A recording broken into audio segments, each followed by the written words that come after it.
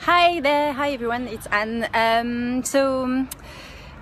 Last week I said that I've been writing a play, and it's my fourth play, so I'm starting to understand some stuff, which is really cool. And I'll be performing it in Edinburgh in the first week of the Fringe. And what happened is that since I've hi Christian, hi.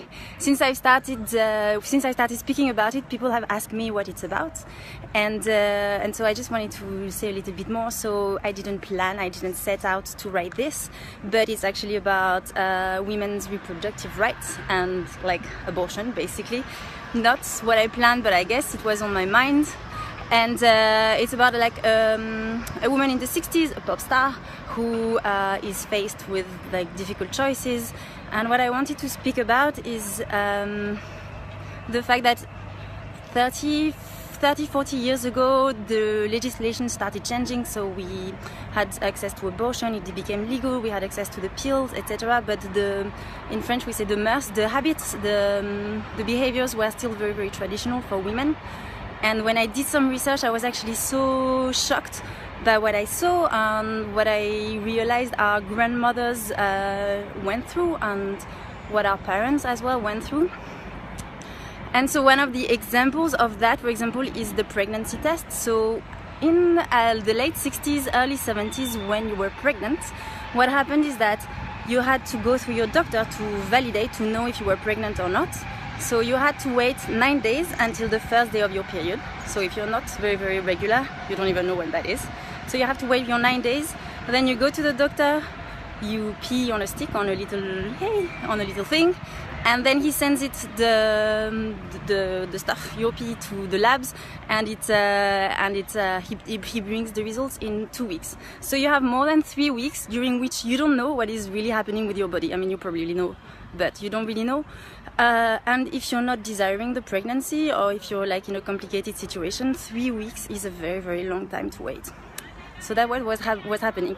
And what was really interesting is that actually there's a woman in the US she was working in a lab, and she realized that actually we could just like create a little package for women. They do it at home and they have the results in 2 minutes. There is no need to wait these 2 weeks and these 3 weeks, etc.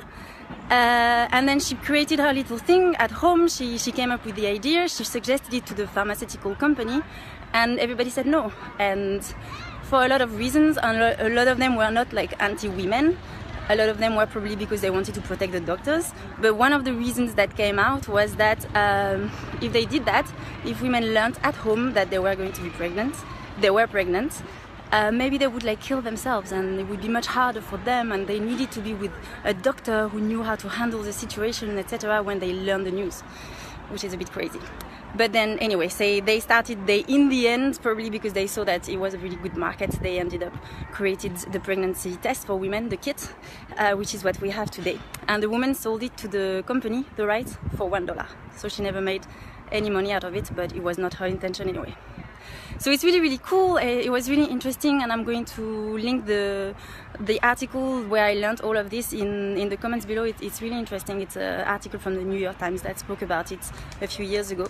And if you want to see the show, which is actually not about pregnancy tests, but kind of about the same stuff in the same era, I'll be in Edinburgh first week of the Festival Fringe, and if you're there, I'll be so happy to see you.